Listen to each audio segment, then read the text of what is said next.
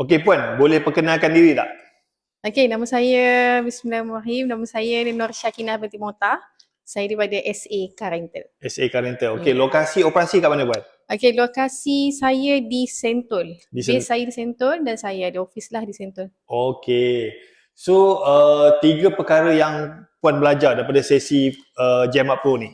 Okey, the first thing first adalah saya belajar pasal cash flow dengan Okey. manage finance lah. Alright. Yang better, yang very well flow. Mhm. And then second adalah saya belajar pasal marketing. Okey. Okay. Kita bukan depends on offline saja, tapi online marketing kena pro juga. Alright. Okay. Dengan confident level.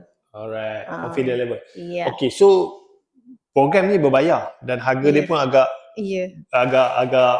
tinggi jugalah. So berbaloi ke Puan bayar datang sini belajar?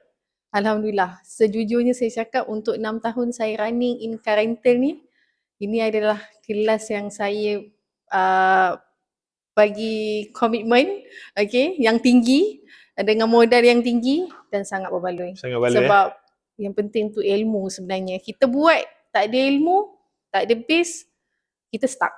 Alright. Okay. So kalau nak sewa kereta, nak contact Puan, nak pajak ke semua, macam mana nak contact Puan? Okay, so kalau berminat untuk pajak dengan SA Car Rental ataupun mendapatkan servis SA Car Rental, boleh pergi ke office kami di Pangsapuri Sentul Utara dan boleh hubungi kami di 011-3979-6759. InsyaAllah kita ada admin, kita ada staff yang boleh balas secepat mungkin insyaAllah. Alright, baik. Thank you Puan. Okay, terima kasih. Go Green, mantap. Okay.